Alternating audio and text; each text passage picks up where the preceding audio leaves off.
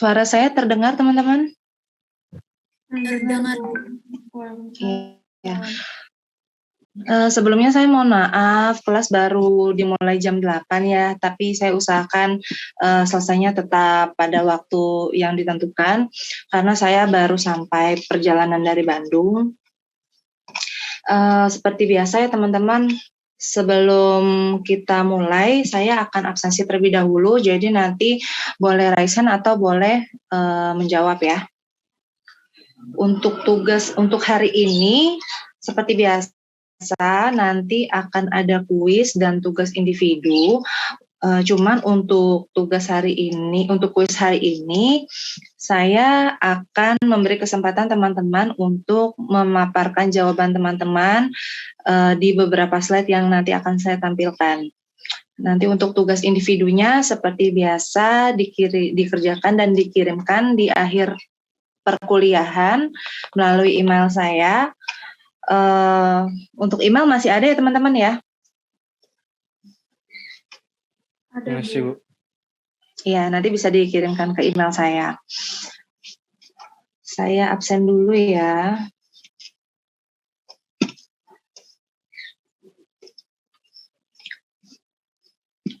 Amalia Salsabila.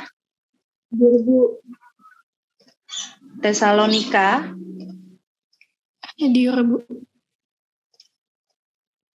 Nikola Sahala. Nisa Chandra Diningrum. Hadir, Bu. Salsabila Azahra. Hadir, Bu. Altrich Dafarel. Hadir, Bu. Aulia Nur Najmila. Hadir, Bu. Julia Astriani. Hadir, Bu. Anissa Fitria Kamelia. Hadir, Bu. Talia Agatha. Hadir, Bu. Astrid Yana. Hadir, Bu. Tiara Nur Cahyani. Hadir, Bu. Sebentar, tadi ada yang WA saya. Tiara Nur Cahyani. Hadir, Bu. Clarissa Putri. Hadir, Bu.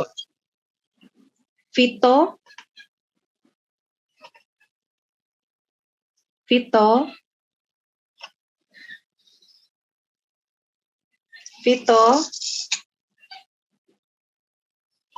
Mas Vito belum ada ya? Mas Vito, nanti kalau udah gabung, tolong remind saya ya untuk ngisi absen Mas Vito. Haidar Marwan.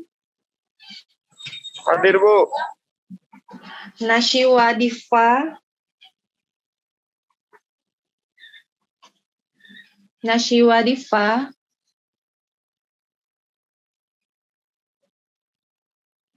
Nashiwa.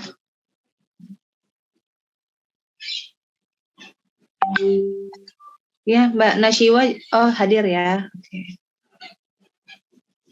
Davi. Hadir.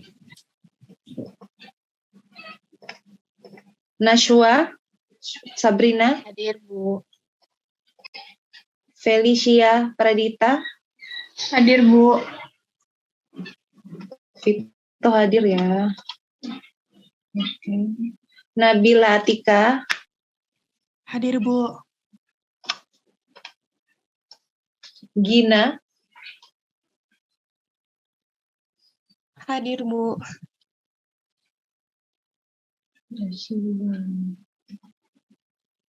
Dini. Hadir, Bu. Tadi Eva hadir ya? Hadir, Bu. Baik, Dini hadir. Muhammad Dafa. Oke, Putri Farida.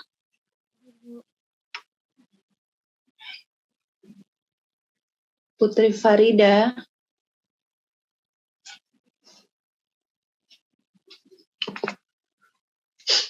Putri Farida. Baik.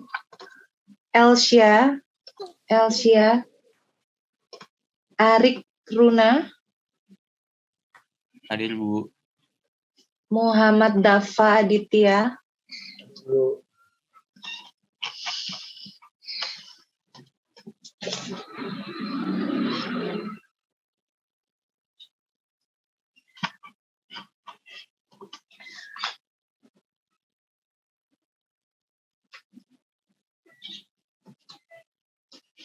untuk hari ini semuanya hadir ya.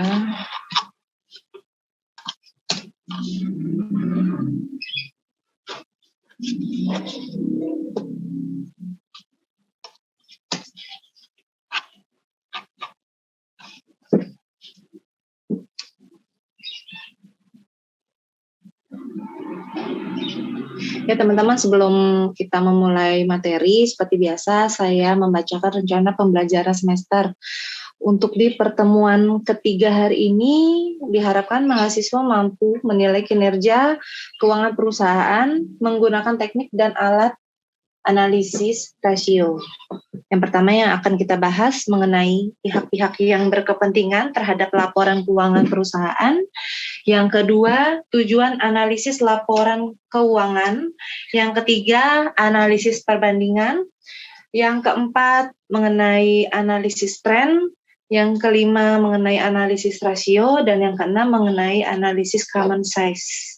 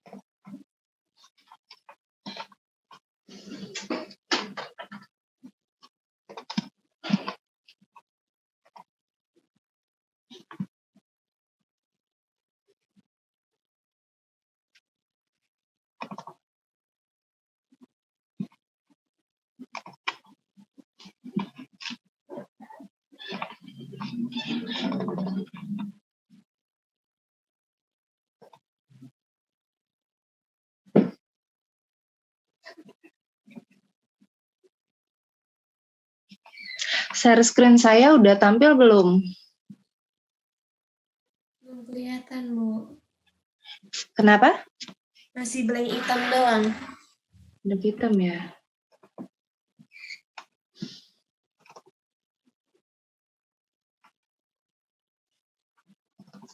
Sudah?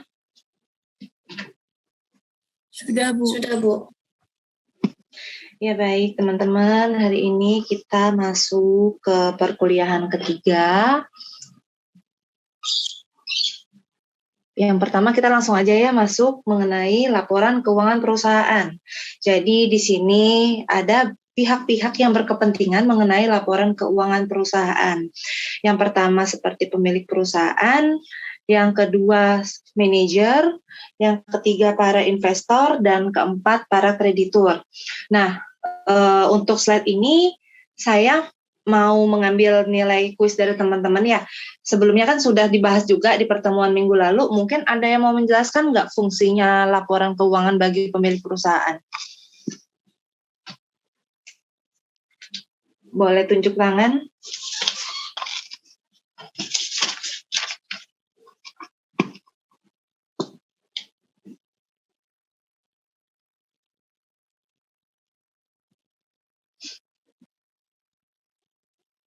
Bagaimana teman-teman dari keempat ini, apakah ada yang mau menjelaskan?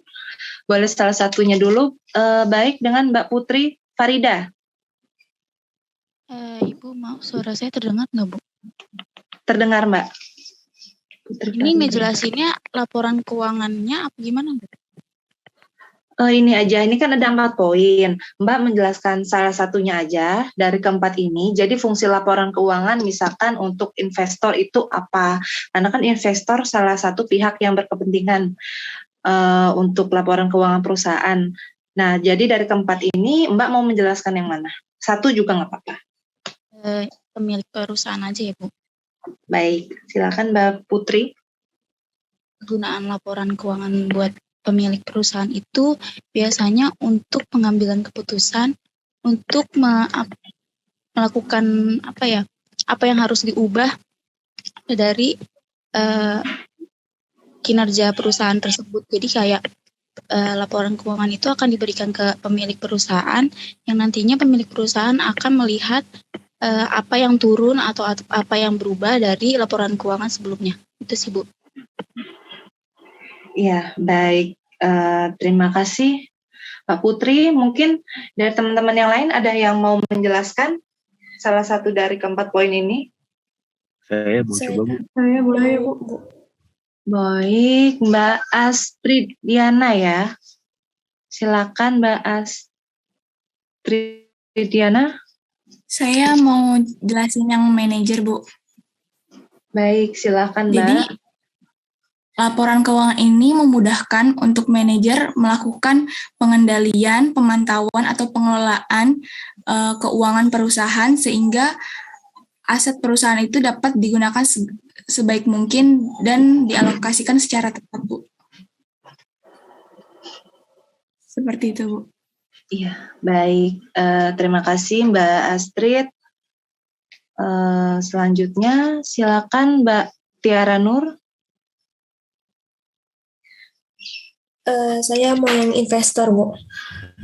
Boleh, silakan Mbak. Ya, jadi kalau bagi investor itu sebagai bahan evaluasi perusahaan, sebentar, Bu. Maaf. Untuk mengevaluasi performa perusahaan, terus kayak mengetahui jumlah laba bersihnya juga, sama kayak memantau arus kas perusahaan, sama mempertimbangkan kelanjutan ke depannya untuk investasi lanjut apa tidaknya, Bu. Baik, terima kasih Mbak Tiara Nur. Mbak Dini? Iya, Bu. Yang terakhir untuk para kreditor. Nah, untuk kreditor itu kan kita dilihat dulu laporan keuangannya. Kalau misalkan menurut kreditor itu bagus, itu akan berpengaruh terhadap pemberian kreditnya kepada kita. Jadi untuk kita buat utang itu dilihat laporan keuangan juga, Bu. Seperti itu. Baik, terima kasih Mbak Dini. Mungkin saya sedikit jelasin ya, kalau memang untuk pemilik perusahaan, itu biasanya pemilik perusahaan sebagai bahan penilaian seorang manajer juga kepada seorang manajer, apakah manajer itu dikategorikan sukses atau tidak dalam menghasilkan laba perusahaan atau profit perusahaan. Nah, sedangkan untuk manajer sendiri, itu biasanya akan untuk dapat menyusun sistem pengawasan dan menentukan kebijakan-kebijakan yang akan ditempuh dalam membuat suatu laporan keuangan. Jadi memang misalkan seperti kalau ada dinilai laporan keuangan yang janggal, nanti manajer bisa mengambil keputusan atau bisa merevisi maupun mencari tahu mengenai laporan keuangan tersebut. Nah, untuk para investor sendiri itu sangat penting ya untuk penanaman modal. Jadi investor harus tahu laporan keuangan perusahaan ini, apakah bonafit atau tidak perusahaan tersebut, karena pada akhirnya seorang investor akan menentukan investor tersebut dapat menginvestasikan dananya lebih lanjut atau tidak ke perusahaan tersebut. Dan untuk kreditur sendiri itu biasanya ingin mengetahui seberapa besar kemampuan perusahaan untuk membayar hutang dan beban-beban bunganya. Jadi untuk keputusan akhir apakah perusahaan tersebut dapat peminjaman dana dari kreditur tersebut. Untuk di slide ini dari penjelasan teman-teman dan penjelasan saya sudah dipahami atau ada yang mau ditanyakan mungkin, atau bisa saya lanjutkan? Bisa dilanjut, Bu. Baik, Bisa dilanjut. ya. Analisis laporan keuangan. Analisis laporan keuangan itu pada dasarnya perhitungan rasio-rasio untuk menilai keadaan perusahaan di masa lalu, saat ini, dan kemungkinan di masa depan. Jadi masa lalunya itu laporan keuangannya seperti apa, dan di saat ini apakah dari masa lalu apakah ada peningkatan atau penurunan, dan tidak menutup kemungkinan kita bisa memproyeksi kemungkinan keuangan perusahaan di masa depan atau di masa yang akan datang.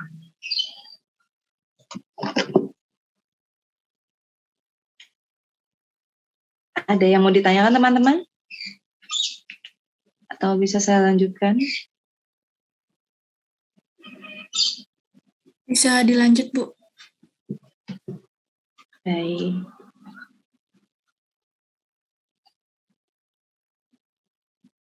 Ini slide saya udah sampai ke sini ya? Udah ke slide 3 ya? Udah, Bu. Udah, Bu. Ya. Di sini juga saya juga mau ngambil poin dari teman-teman ya. Jadi tujuan dan manfaat analisis laporan keuangan perusahaan itu ada 6. Yang pertama itu posisi keuangan perusahaan, yang kedua kelemahan perusahaan, yang ketiga kekuatan perusahaan, yang keempat langkah-langkah perbaikan, yang kelima penilaian kinerja, dan keenam pembanding hasil. Dan teman-teman ada yang mau ngejelasin nggak salah satu dari ini?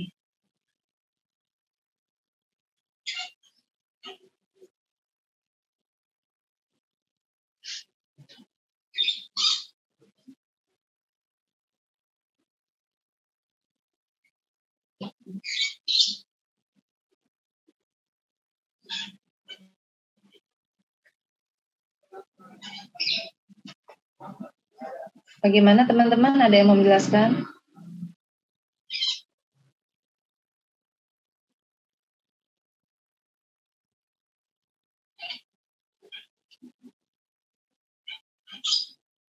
Silakan Mas Dava. Muhammad Dava Aditya.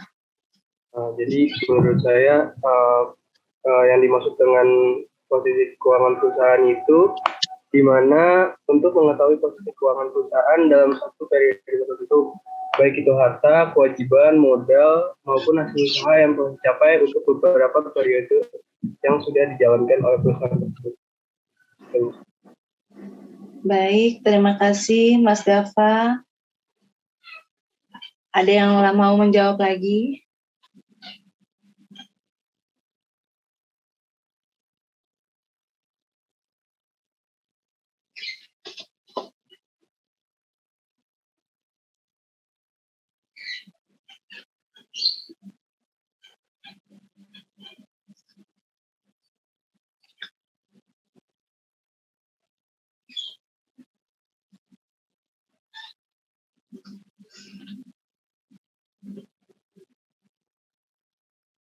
Mbak Elsia Sabrina.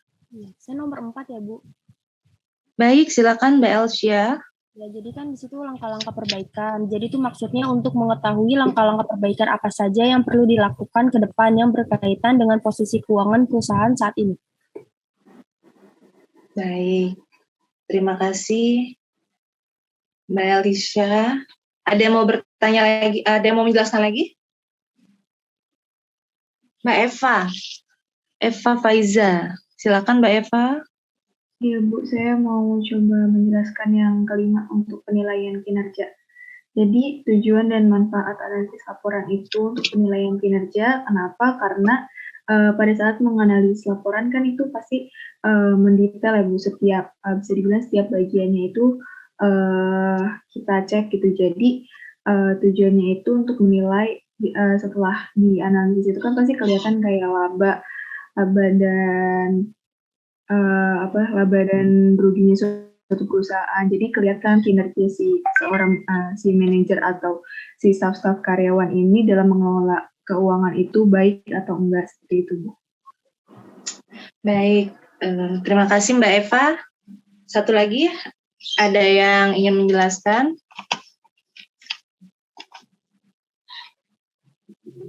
Mbak Salsabila Azahra. Iya Bu, saya mau yang nomor 6, pembanding hasil. Seperti yang disebutin tadi kan analisis laporan keuangan itu pada dasarnya perhitungan untuk menilai keadaan perusahaan di masa lalu, saat ini, dan di masa depan. Jadi pembanding hasil itu bisa menjadi bahan acuan evaluasi perusahaan untuk mencakup kemampuannya di jangka pendek maupun di jangka panjang dan keputusan apa yang akan diambil oleh oleh perusahaan. Baik, terima kasih. Tadi ada yang satu raise hand ya? Siapa ya? Boleh?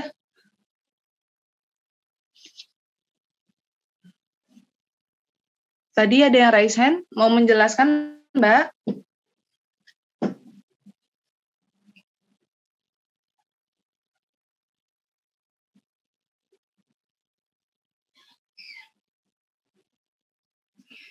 Ya, teman-teman, mungkin dari ke-6 ini saya kasih gambaran ya.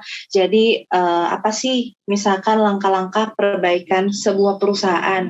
Misalkan dilihat dari kelemahan perusahaan tersebut dan kekuatan perusahaan tersebut. Nah, apabila kelemahan dari perusahaan itu berkaitan dengan pinjaman dana mungkin yang agak sulit, atau memang tingkat pengembalian dana tersebut agak sulit, jadi memang kita bisa mengantisipasinya atau mencari langkah seperti memperluas investor pada perusahaan, baik dari investor dalam negeri maupun investor asing. Nah, selain itu juga untuk kekuatan perusahaan, itu kita bisa memaksimalkan laba ya. Misalkan dari nilai jual produk atau jasa perusahaan yang kita jalankan, itu bagaimana sih supaya laba perusahaan kita semakin tinggi. Jadi bagaimana kita tetap mempertahankannya. Nah, untuk penilaian kinerja sendiri ini biasanya bisa juga berkaitan dengan kinerja dari manajemen ya.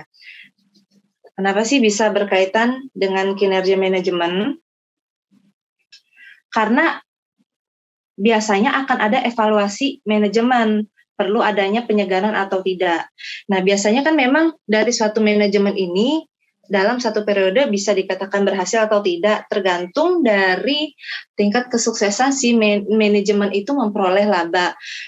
Kalau misalkan ternyata manajemen tersebut memperoleh laba yang lebih tinggi daripada yang ditargetkan, tidak ada salahnya dari pihak perusahaan memberikan achievement kepada manajemen tersebut. Nah, untuk achievement-nya itu kan bisa berbagai hal ya, macam-macam juga. Contohnya ya salah satunya misalkan study tour seperti itu. Tapi kalau misalkan ternyata dari penilaian kinerja perusahaan manajemen tersebut dikatakan gagal sehingga tidak menghasilkan profit perusahaan, nah itu bisa restruktur manajerial, baik dari atasan, dari direktur, dari manajer maupun dari kepala sampai staf. Nah, untuk gimana sih caranya? Nah, selama periode berjalan manajemen tersebut, kan tentunya ada penilaian antara masing-masing staf. Bisa saja terjadi perombakan atau penggantian. Kalau perombakan itu bisa saja dari seorang staf atau atasan yang memang dinilai lebih mampu menghandle bidang yang satunya, itu bisa dirombak ke bidang satunya. Kalau misalkan ada juga memang staf yang bisa juga menghandle kerjaan tersebut, itu juga bisa dinaikkan juga. Jadi tergantung dari restruktur manajerial tersebut. Untuk di slide ini teman-teman ada yang mau ditanya nggak, penjelasan dari teman-teman ataupun dari saya? Atau bisa saya lanjutkan?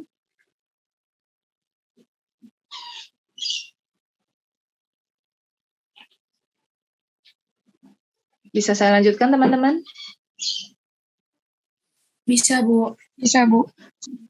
Saya lanjutkan ya.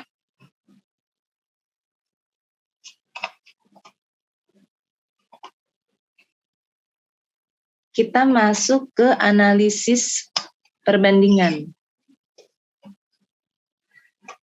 Teknik analisis laporan keuangan dilakukan dengan cara menyajikan laporan keuangan secara horizontal atau datar, membandingkan antara satu dengan yang lainnya, menunjukkan informasi keuangan atau data lainnya baik dalam rupiah ataupun dalam unit.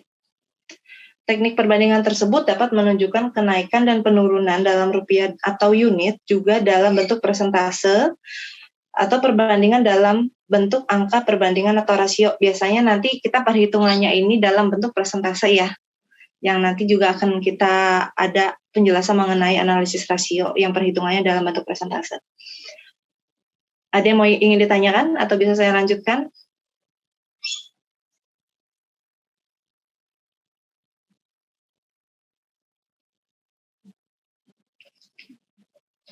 Bisa saya lanjutkan, teman-teman?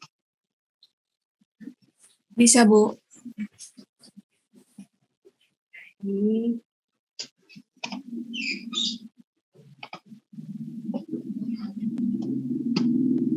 Selanjutnya masih di analisis perbandingan.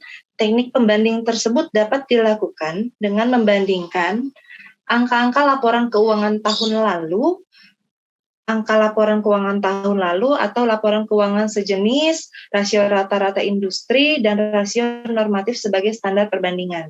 Nanti juga bisa ya, jadi untuk perbandingan untuk di satu perusahaan, baik dari perbandingan laporan keuangan yang masa lalu dan saat ini untuk menganalisis laporan keuangan di masa yang akan datang.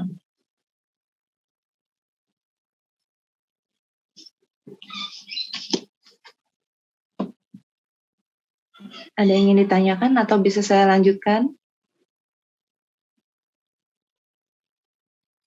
Kalau bisa saya lanjutkan, saya mau melanjutkan mengenai analisis tren.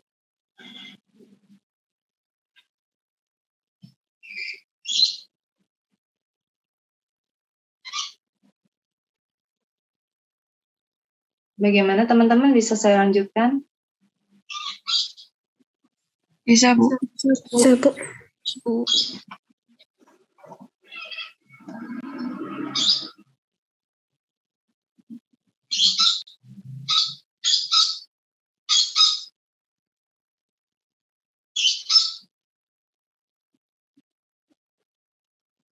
Ya, selanjutnya kita memasuki analisis tren.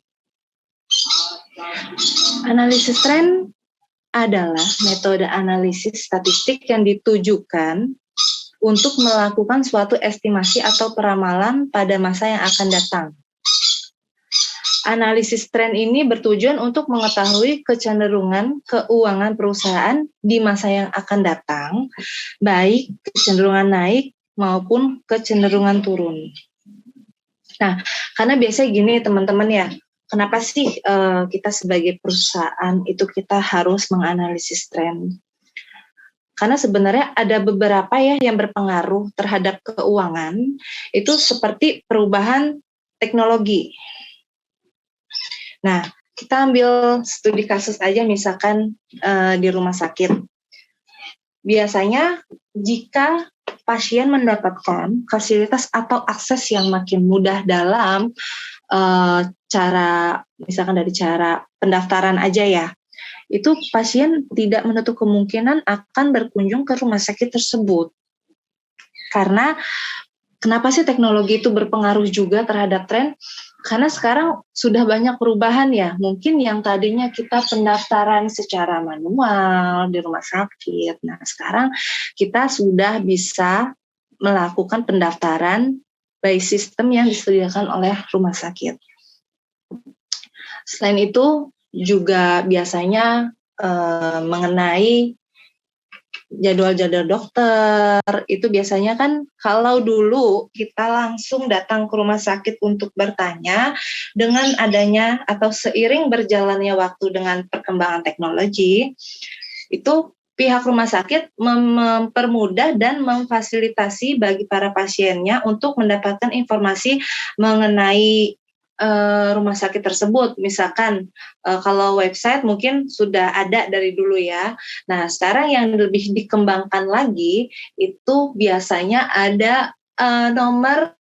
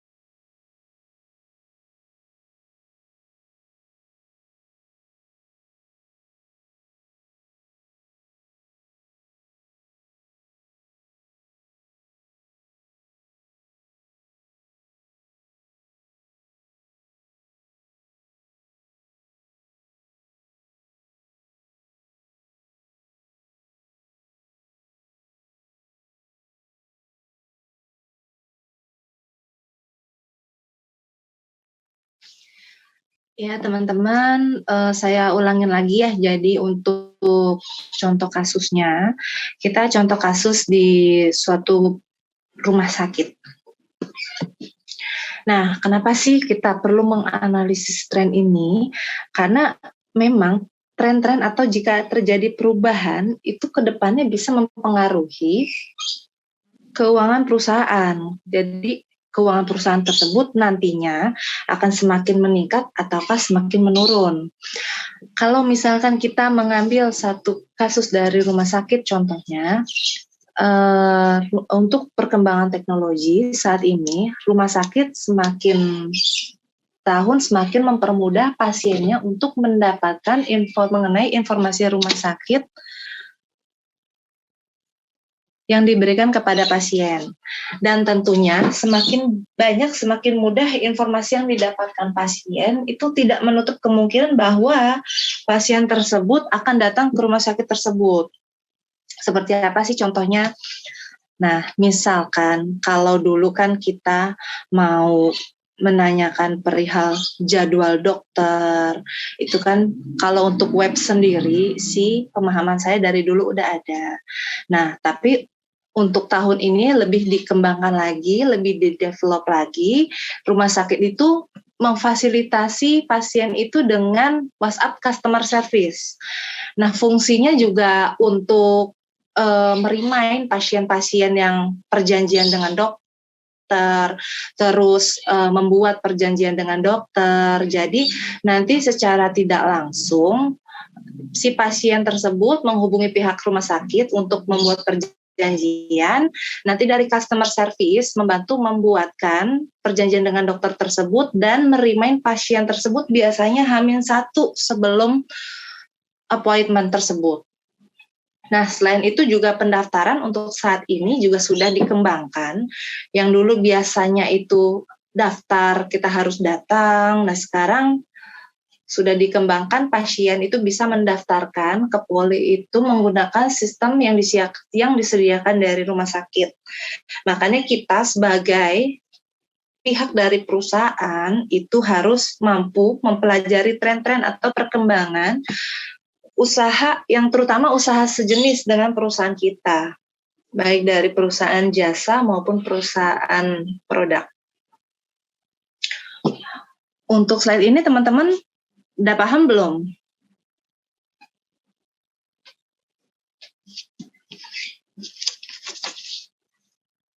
Atau bisa saya lanjut?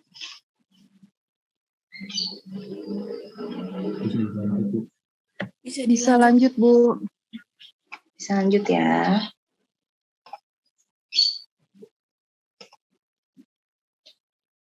Selanjutnya kita membahas tentang analisis rasio. Nah, untuk analisis rasio ini fungsinya untuk mengetahui hubungan dari pos-pos tertentu dari neraca atau laporan laba rugi secara individual maupun kombinasi dari suatu laporan tersebut. Nah, nanti soalnya ada beberapa jenis juga ya mengenai analisis rasio. Salah satunya nanti kita juga mempelajari di analisis rasio ini mengenai ROI maupun ROE, return on investment maupun return on equity. Bisa saya lanjutkan? Ada yang mau ditanyakan?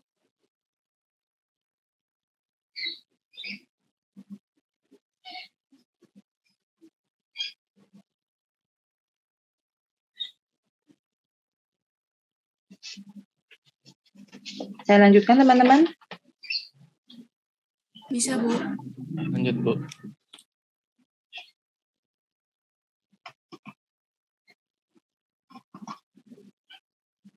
Ya. Yang pertama, ini ada beberapa jenis rasio keuangan yang saya ambil di sini ada 4 rasio ya. Yang pertama mengenai rasio likuiditas, rasio solvabilitas. Selain itu juga ada rasio profitabilitas maupun rasio aktivitas. Dari rasio likuiditas, ada nggak teman-teman yang mau ngejelasin rasio likuiditas itu apa sih? Sebentar, saya cari dulu Mbak namanya. Saya catat dulu. Siapa? Felicia Pradita ya? Silakan Mbak Felicia. Ya Bu, rasio likuiditas adalah rasio yang digunakan untuk mengukur seberapa likuidnya suatu perusahaan dengan cara membandingkan komponen yang ada di neraca, yaitu total aktiva dengan total utang jangka pendek. Terus rasio ini menunjukkan kemampuan perusahaan dalam memenuhi kewajiban atau membayar utang jangka pendeknya. Baik, betul. Terima kasih Mbak. Memang secara garis besar ya, untuk rasio likuiditas itu menggambarkan bagaimana perusahaan memiliki kemampuan untuk membayarkan hutang jangka pendeknya. Nah, di dalam rasio likuiditas ini nanti terbagi dua. Yang pertama di rasio lancar dan yang kedua rasio sangat lancar. Yang keduanya sama-sama ya untuk membayar hutang jangka pendek.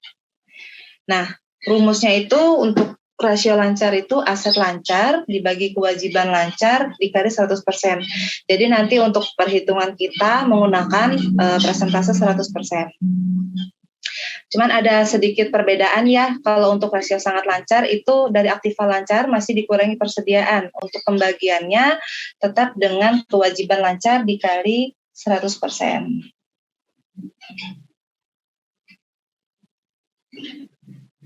Karena kenapa sih masih dikurangi persediaan? Karena dalam rasio sangat lancar itu tidak termasuk persediaan barang dagangan. Untuk selanjutnya di rasio solvabilitas ada yang mau menjelaskan nggak teman-teman? Siapa ini? Mbak Aulia Nur Najmila. Ya, silakan Mbak. Jadi rasio solvabilitas itu adalah rasio yang digunakan untuk mengetahui kemampuan perusahaan atau bisnis dalam melunasi segala beban utang yang ditanggungnya. Baik. Ya baik, terima kasih. Yang raise hand mungkin ini kan ada dua lagi ya, rasio utang terhadap aset maupun rasio utang terhadap modal. Mungkin Mbak Julia mau menjelaskan dari antara dua ini, mau yang mana Mbak? Rasio utang terhadap aset atau rasio utang terhadap modal?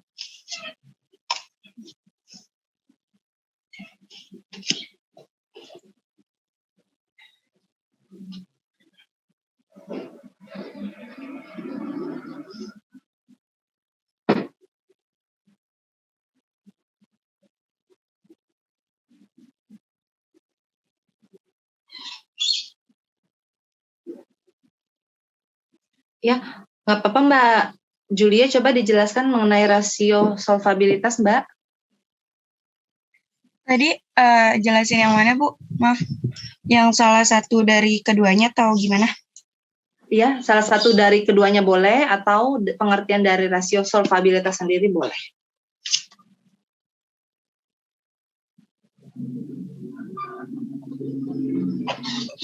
Mungkin yang rasio utang terhadap aset ya Bu, debt to equity ratio.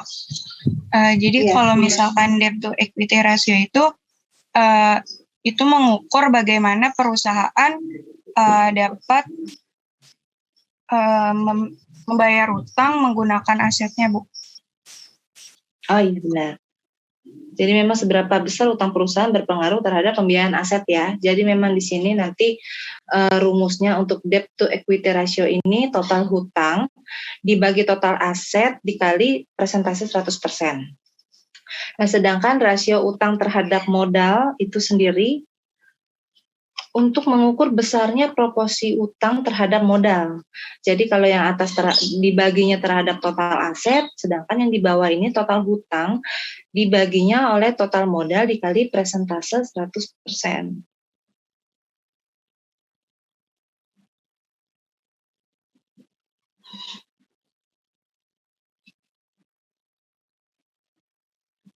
Ada yang ingin bertanya? Nanti Mbak Tesalonika mungkin bisa menjelaskan slide berikutnya ya. Ada yang ingin bertanya dulu? Atau bisa saya lanjutkan? Nanti untuk tugas individunya juga nggak susah, kita ngambil juga dari rumus-rumus ini salah satunya ya. Bisa saya lanjutkan teman-teman? Bisa, Bu. Bisa, Bu. Saya lanjutkan ya. Oke, yang mau raise hand boleh menjelaskan tentang rasio aktivitas? Boleh tunjuk tangan? Nisa, sebentar ini ada siapa tadi? Mbak Tesalonika dulu ya. Silakan Mbak.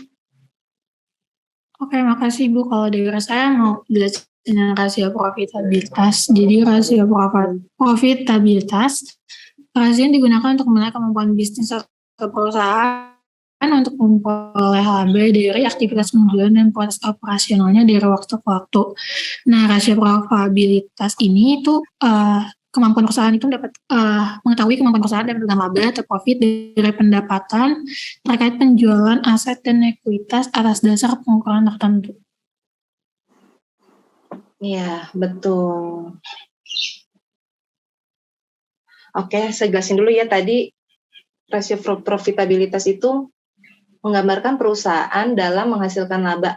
Jadi nanti di sini ada return on investment maupun return on equity. Selanjutnya mungkin Mbak Nisa Chandra mau menjelaskan tentang rasio aktivitas. Boleh Bu. Jadi rasio aktivitas adalah rasio yang digunakan untuk mengukur tingkat efisiensi atas pemanfaatan sumber daya yang dimiliki perusahaan atau untuk menilai kemampuan perusahaan dalam menjalankan aktivitas sehari-hari. Udah Bu. Baik. Baik, terima kasih Mbak Nisa. Mbak Gina, mungkin bisa dijelasin poin-poin dari rasio aktivitas? Rasio aktivitas itu yang pertama ada perputaran persediaan. Itu merupakan rasio yang digunakan untuk mengukur berapa kali dana yang ditanamkan dalam aset tetap berputar dalam satu periode. Kalau untuk perputaran modal kerja, merupakan rasio yang digunakan untuk mengukur perputaran semua aset yang dimiliki perusahaan dan mengukur berapa jumlah penjualan yang diperoleh dari tiap rupiah aset. Baik, terima kasih Mbak Gina. Ya, untuk rasio aktivitas itu sudah betul ya. Jadi nanti untuk perputaran persediaan ini, biasanya persediaan ini kita akan hitung selama satu periode 1 tahun. Jadi rumus yang akan digunakan adalah penjualan dibagi persediaan dikali persentase 100%. Dan tentunya nanti hasil dari perputaran persediaan itu tetap dalam bentuk persentase. Untuk perputaran modal kerja sendiri ini hampir sama ya, cuman bedanya ini menggunakan modal kerja pembagiannya. Jadi penjualan dibagi modal dikali persentase 100%. Karena memang perputaran modal kerja ini untuk mengukur berapa besar sih tingkat efektifnya modal suatu perusahaan tersebut. Sehingga berapa besar penjualan yang mampu dihasilkan perusahaan tersebut dari jumlah modal yang ada. Untuk rasio profitabilitas, tadi untuk mengukur penghasilan laba juga, di situ juga ada return on investment, itu untuk menunjukkan hasil jumlah aktiva yang digunakan dalam perusahaan. Nah, untuk yang return on equity itu rasio untuk mengukur laba bersih sesudah pajak. Karena biasanya nanti perusahaan juga akan ada pembayaran pajak. Nah, untuk pajak ini biasanya perusahaan yang berdomisili di suatu daerah itu tergantung dari kantor pelayanan pajak yang ada di daerah tersebut, di domisili tersebut. Jadi nanti juga kan biasanya untuk pembuatan NPWP perusahaan itu juga berdasarkan dari domisili si perusahaan. Nah, tentunya untuk perhitungan ataupun pembayaran pajak perusahaan itu nanti disesuaikan dengan wilayah domisili. Apakah memang perusahaan tersebut berada di wilayah kantor cabang dari kantor pajak ataupun berada di kantor wilayah ataupun kantor pusat kantor pajak.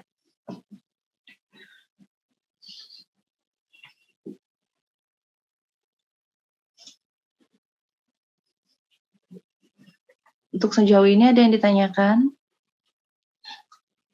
Sebelum kita masuk ke slide terakhir mengenai analisis common size.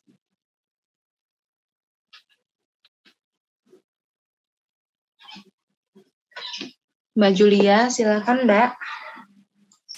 Bu, izin bertanya Bu. Iya.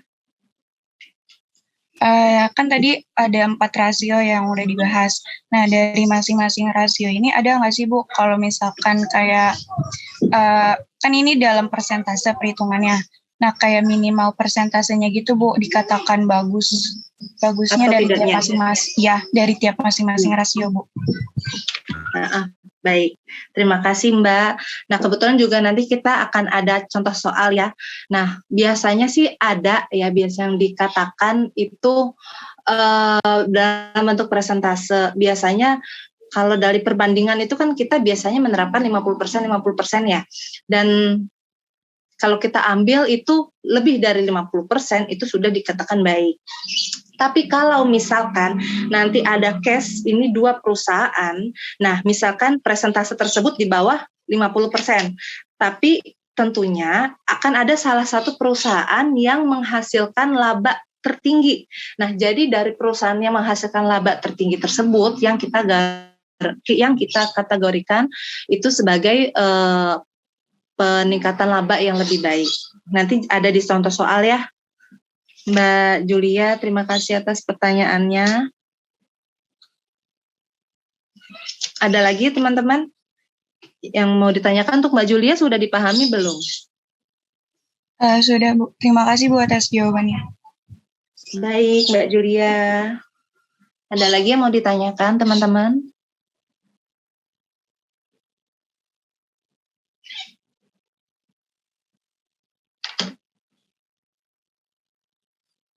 Atau bisa saya lanjutkan?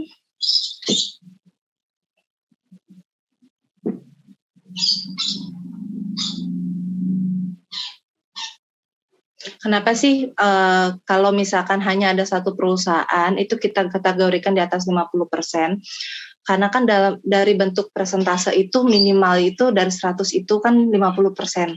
Jadi asumsi kita jika sudah lebih dari 50% itu biasanya sudah dikategorikan baik. Tapi tergantung juga nanti dari contoh kasusnya. Dari jika ada 2 perusahaan itu mana salah satunya. Jadi kan kita harus hitung laba dari masing-masing perusahaan tersebut terlebih dahulu. Jadi baru kita bisa menentukan perusahaan mana yang memiliki laba yang lebih baik. Tapi sih biasanya kalau dalam perhitungannya sendiri sih walaupun ada 2 perusahaan itu pasti perusahaan yang mempunyai laba lebih tinggi itu biasanya sudah pasti di atas 50%.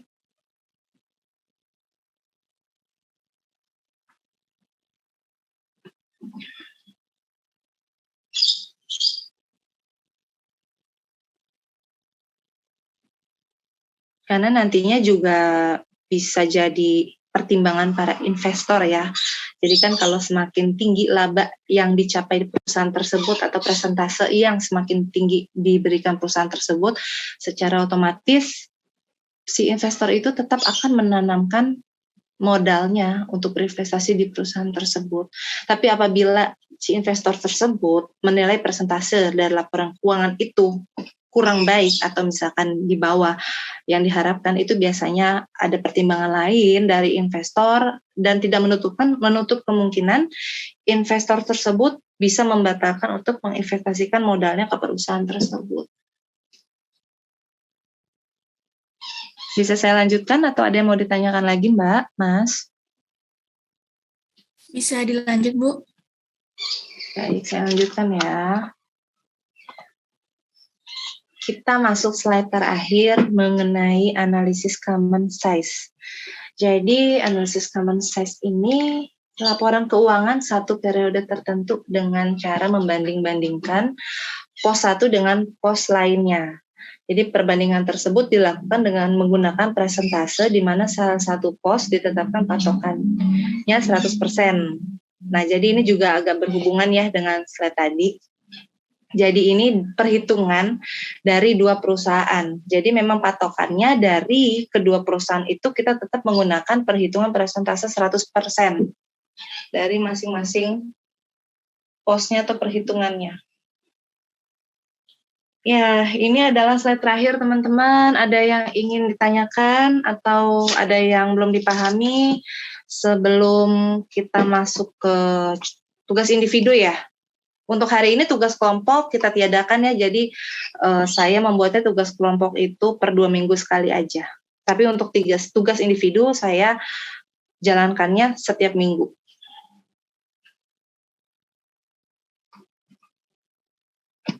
Bisa masuk ke tugas individu? Bisa, Bu. Baik, saya minta waktu 10 menit sebentar ya.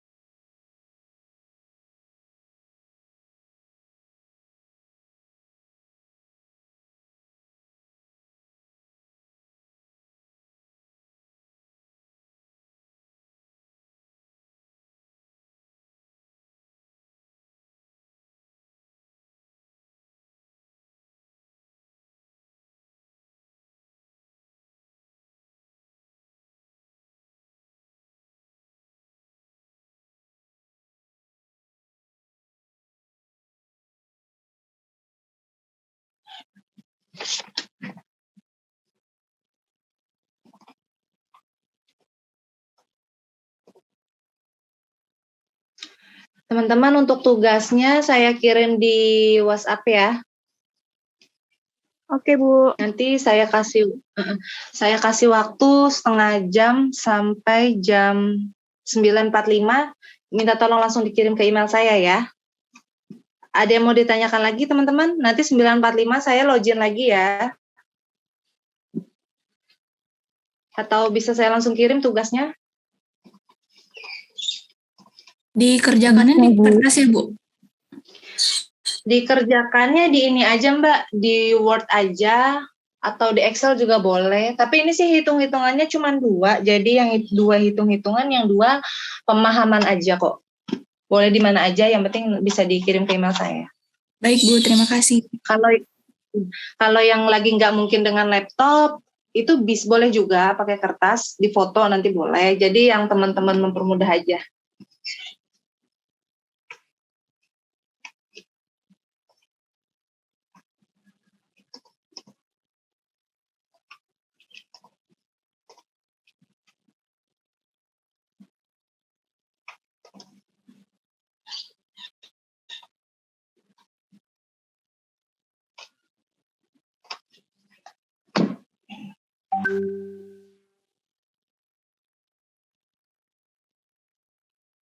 Untuk tugasnya sudah masuk belum?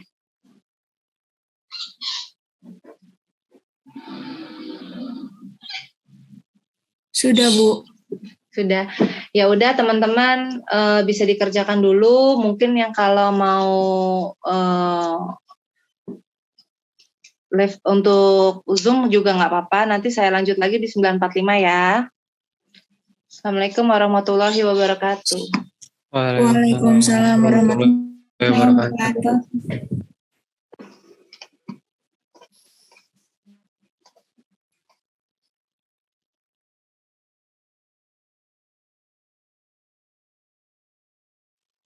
Clarissa Raharja ya?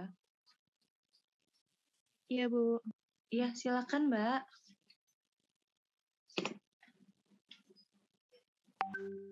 Oke, yang nomor 1 itu soalnya, sebentar Bu, saya buka Bu. Baik. Oke.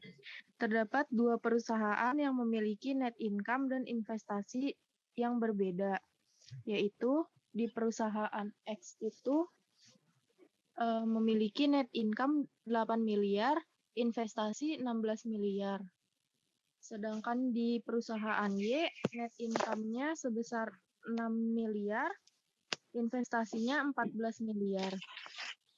Yang ditanyakan itu yang A, hitunglah ROI perusahaan X dan ROI perusahaan Y. Nah, rumus ROI itu net income dibagi investasi dikali 100%. Net income-nya itu di perusahaan X 8 juta, investasinya 16 juta, dikali 100.000. Dikali 100%. Hasilnya 8 juta dibagi 16 itu adalah 1/2 dikali 100%. Hasilnya 50%. Terus Baik. di perusahaan Y ROI-nya net income-nya itu sebesar 6 miliar, investasinya 14 miliar, dikali 100%. Terus hasilnya 42,85%. Yang B, perusahaan manakah yang memberikan hasil yang lebih tinggi? Perusahaan yang memberikan hasil lebih tinggi adalah perusahaan X. Sudah, Bu. Baik. Iya, benar Mbak Clarissa, karena yang perusahaan X itu 50% ya. Iya, Bu. Ini teman-teman ada yang berbeda nggak jawabannya? Sama, yang Y-nya 42,8. Sama, Bu. Bagaimana siapa? Davi, yang Y-nya 42,8, beda koma doang sih. 42,8, nggak apa-apa Mas, pembulatan biasanya. Oh ya. Mungkin ada lagi nggak yang beda jawabannya? Ini sih yang tadi yang saya lihat sih nomor 2 nih yang ada perbedaan ya. Kalau nomor 1 sih rata-rata sama ya.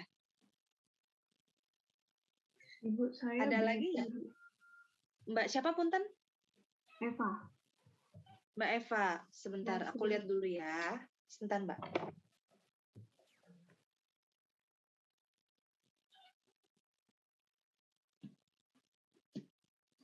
Mbak Eva. Eva Faiza ya? Iya, Bu. Tadi dulu, ini Mbak Eva bedanya nomor 2 ya? Nomor 2 sama nomor 1 juga. Saya kan dijadiin 0,5, jadi langsung 0,5% gitu, Bu. Jadi nggak dikali lagi gitu. Kalau ini Mbak Eva Faiza, kalau saya lihat perusahaan X 50%. Ya, yang terbaru perusahaan Y. Saya kirim. Oh, sorry. Konfirmasi tadi. Sebentar. Harus cari dulu, Mbak.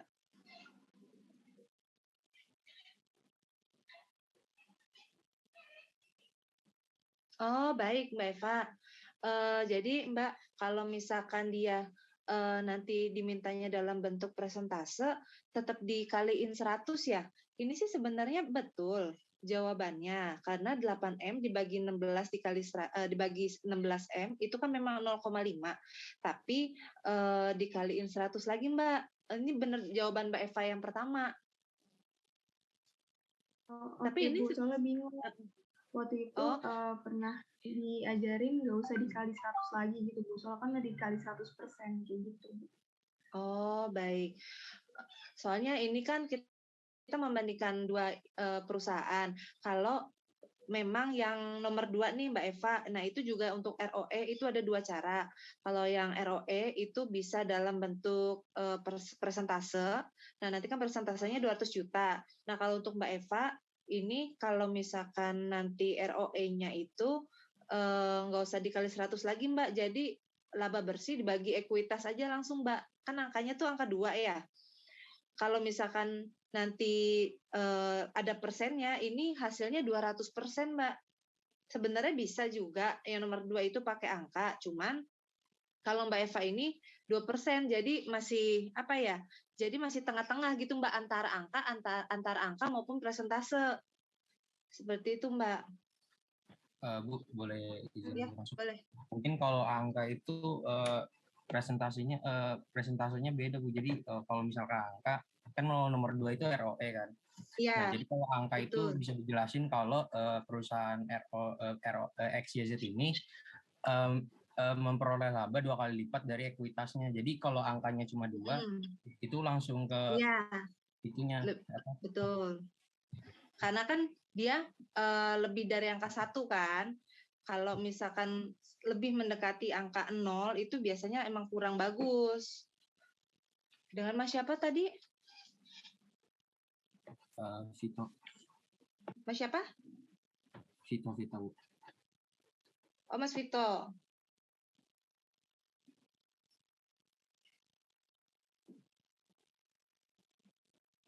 Ada yang mau ditanyain lagi nggak?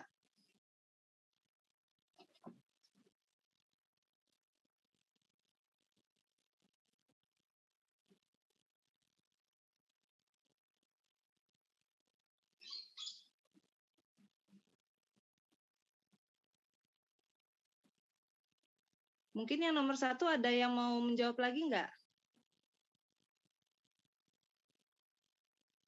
Ibu, saya mau nanya, Bu. Boleh. Enggak, tadi saya juga sama kayak Eva 0,5, karena kan kalau misalnya dihitung di kalkulator juga misalnya kan 8 miliar dibagi sama 16 miliar terus dikali 100% hasilnya 0,5 gitu, Bu. Tapi kalau emang 50 sebenarnya 0,5 sama nggak sih, maksudnya kayak 50 karena kan 0,5 dikali 100, maksudnya kalau 0,5% itu sama aja kayak 0,5 dikali 100, hasilnya 50 juga gitu, Bu. Coba Mbak siapa punten? Astrid, Bu. Mbak Astrid, coba Mbak Astrid, kalau menurut saya itu sebenarnya jawabannya bukan salah, cuman kalau 0,5 itu dalam bentuk belum dijadikan persentase 100% Mbak. Coba punten Mbak Astrid, coba sama saya bantu hitung manual ya. 8M, Mbak Astrid perhitungannya yang bagaimana? Jadi 8 miliar itu dibagi sama 16 miliar terus dikali 100% gitu, Bu. Nggak dikali 100 doang. Oh iya benar Mbak, memang 100%. Kan dihitungnya dalam bentuk persentase.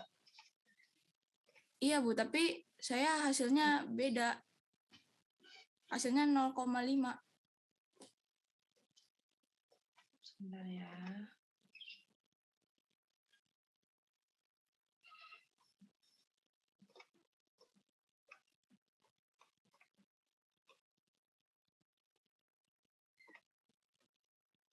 Iya, nih kalau saya hitung tadi caranya Mbak Astrid, kan Mbak Astrid 8M dibagi 16 ya Mbak. Ini saya hitung manual ya Mbak. Iya, 0,5. Itu memang benar Mbak, 0,5 ini nggak salah. Nah, cuman kalau 0,5 ini kan hanya pembagian dari aset lancar bagi kewajiban lancar. Nah, kalau teman-teman yang lain yang menjawab 50% itu dikali dengan 100. Nah, itu persentase di 100% ya Mbak. Sebenarnya nggak salah, cuman kalau Mbak Astrid tidak dijadikan persentase ke 100%. Enggak, Bu, maksud saya juga udah dibagi terus dikali 100%, Bu. Jadi enggak dikali 100 doang, Bu. Kalau dikali 100 doang hasilnya emang 50, tapi saya pakai persennya, Bu. Jadi 0,5 gitu, Bu. Kayaknya harusnya nggak pakai persen deh sih. Soalnya kan kalau dikali 100% sama dengan dikali 1 dong. Berarti 0,5 dikali 1 ya 0,5. 5 ya? Iya. Iya, kayak gitu. Kalau ini sih saya hitungnya karena pakai persentase ya mungkin nanti nggak apa-apa direvisi aja, tapi memang harus dikali 100 ya? Karena memang itu kan patokannya itu per 100 dia.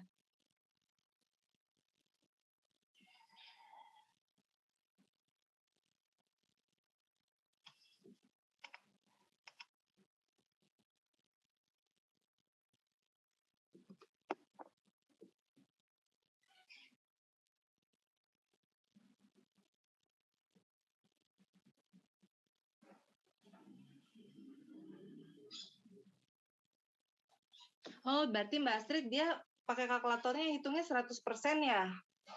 Iya, Bu, maksud saya begitu, Bu. Ya. Nggak apa-apa, nanti ini kita penyetaran aja ya. Dikalinya 100 aja. Soalnya memang tadi jawaban Mbak Astrid juga nggak salah. Cuman kalau yang saya bikin itu jawabannya di 50. Baik, Bu. Terima kasih, Bu. Baik. Teman-teman ada yang mau nanya lagi nggak?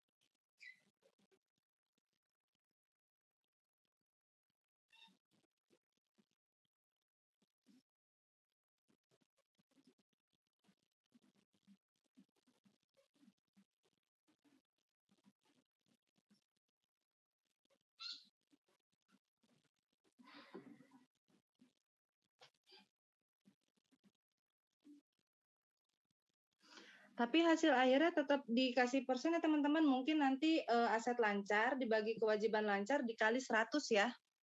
Hasilnya tetap dalam persentase ya. Oke, baik. Paham nggak mungkin yang saya jelasin? Biar nggak ada perbedaan. Kalau nggak biasanya nanti kan perhitungannya bisa juga tadi berapa? Angka depannya 8 dibagi 16 dikali 100 aja nanti hasilnya dijadiin persen ya.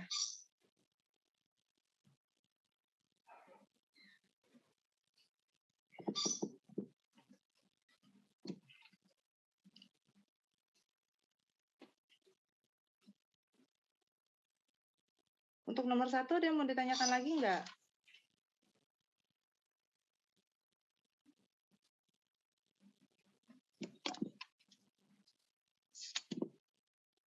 Untuk yang nomor 2 ada yang mau menjawab?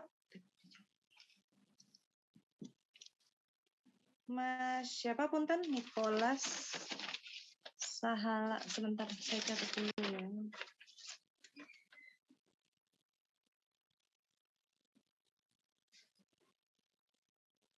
Silakan Mas Nicholas.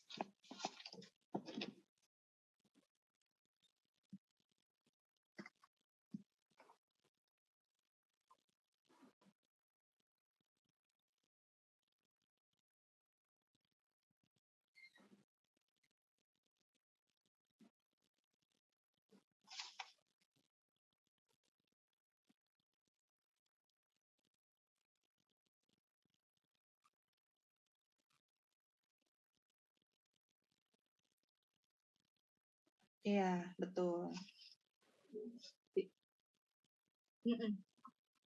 Kalau misalkan 2 itu bisa jelasin nggak Mas? Kenapa sih? Berarti angka 2 ini masuknya kemana nih? Dia layak nggak?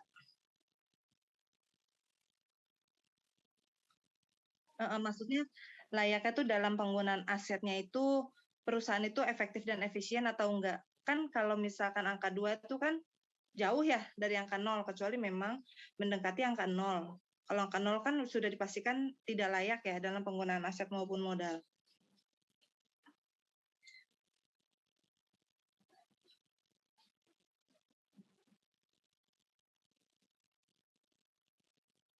Layak ya.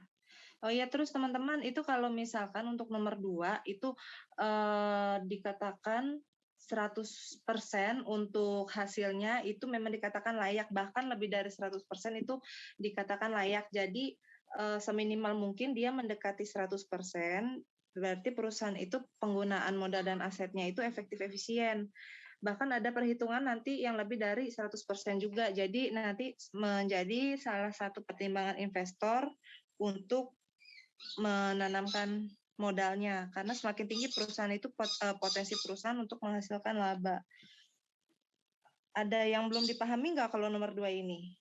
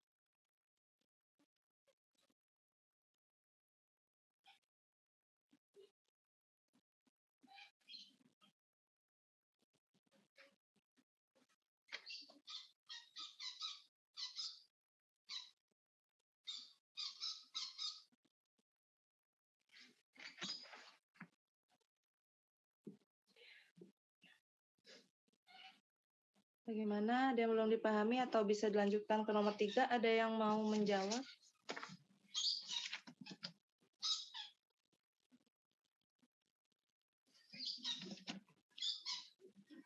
Kayaknya bisa dilanjut, Bu.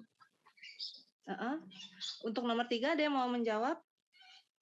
Pertanyaannya yang mengenai keputusan membuat kinerja manajemen yang dikategorikan tidak berhasil.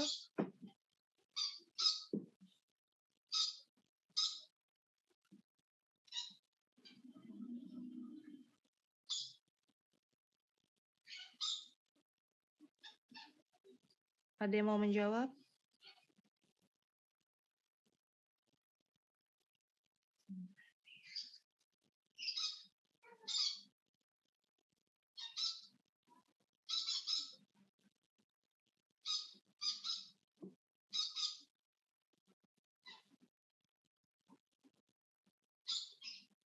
Ya, untuk nomor 3 itu secara garis besar kalau misalkan manajemen perusahaan itu dikategorikan tidak berhasil, biasanya akan ada restrukturisasi manajerial ya. Penyebabnya kan banyak, mungkin ada pegawai yang berkompeten tapi bukan pada bidangnya. Jadi mungkin nanti bisa digantikan dengan pegawai berkompeten yang memang pada bidangnya. Selain itu juga biasanya juga nanti akan ada pelatihan juga. Jadi mungkin dari bidang-bidang yang mungkin dirasa dari manajerial sebelumnya tidak ahli akan digantikan dengan penilaian kinerja pegawai yang dinilai lebih ahli di bidang tersebut.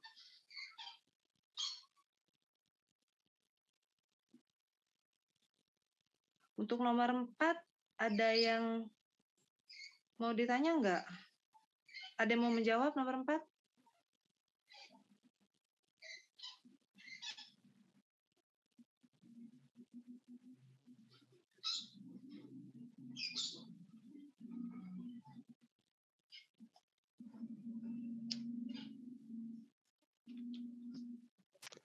Saya deh, Bu. Dengan Mas siapa ini? Pak Dermawan. Siapa? Dava Dermawan. Boleh raise hand nggak biar namanya kelihatan? Mau saya catat soalnya. Muhammad Dava, oh iya. Ada 2 ya Muhammad Dava ya? Iya. Iya silakan. Jadi soalnya kan berikan pemahaman Anda mengenai pihak-pihak yang berkepentingan terhadap laporan perusahaan. Kalau yang berkepentingan itu kan kreditur, investor, pemilik, manajemen. Kalau yang di awal tadi, kreditur itu untuk menentukan jumlah uang yang bisa dipinjamkan ke perusahaan. Terus untuk investor itu, investor membutuhkan laporan keuangan untuk mengetahui apakah perusahaan akan memberikan keuntungan atau tidak jika menanam modal di perusahaan tersebut. Terus yang pemilik itu, ada yang pemilik itu membutuhkan laporan keuangan perusahaan untuk mengetahui apakah modal atau keuangan yang berada di perusahaan itu digunakan secara efektif atau tidak.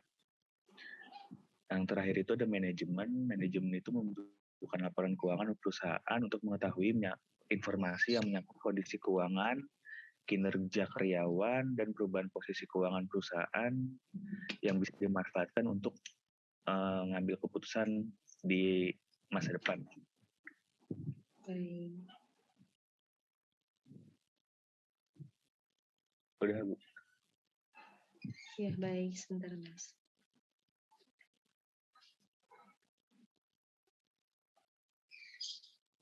Terima kasih, Mas Dava. Ada yang mau menjawab lagi nggak nomor 4?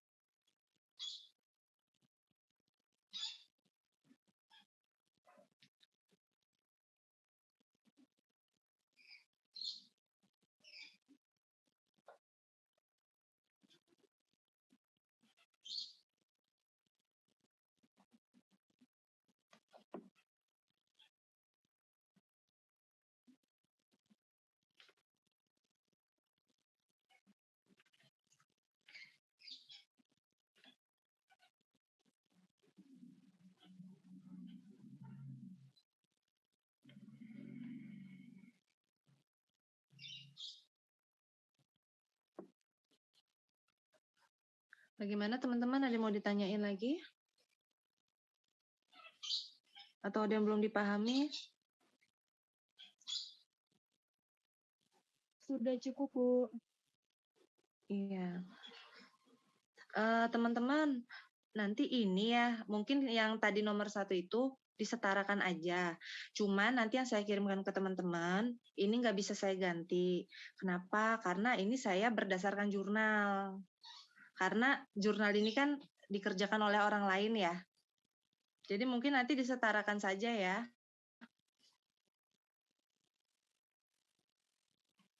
Baik, Bu. Jadi gini teman-teman, jadi di setiap materi yang saya kirim ke teman-teman itu di daftar pustaka pasti saya lengkapin penulisnya apa dan judulnya apa. Jadi mungkin nanti teman-teman kalau ada yang mau dipelajarin lebih dalam juga bisa dari situ juga. Jadi memang ketika memang saya menuliskan di yang akan saya informasikan ke teman-teman, pasti saya akan menuliskan di daftar pustaka berasal dari mananya. Biasanya sih saya kalau membaca fokusnya ke jurnal sama ke buku. Kalau internet saya jarang.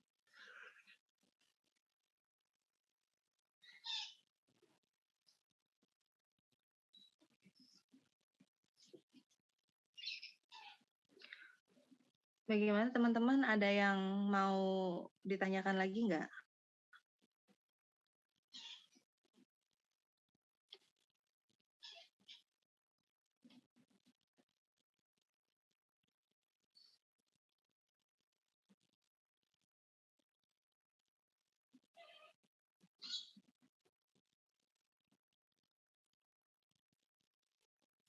Mungkin udah cukup, Bu.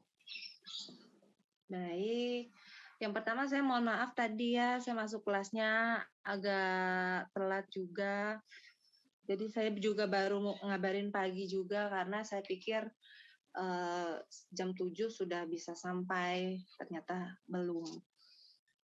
Oke, teman-teman, kalau memang sudah tidak ada yang ingin ditanyakan lagi, saya mengucapkan terima kasih udah mengumpulkan tugas tepat waktu seperti biasa.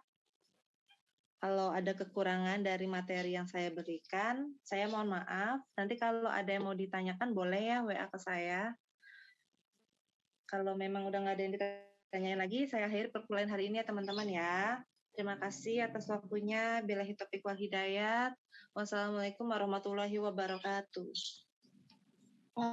Waalaikumsalam warahmatullahi wabarakatuh. Terima kasih, Bu. Terima kasih, Bu. Teman-teman.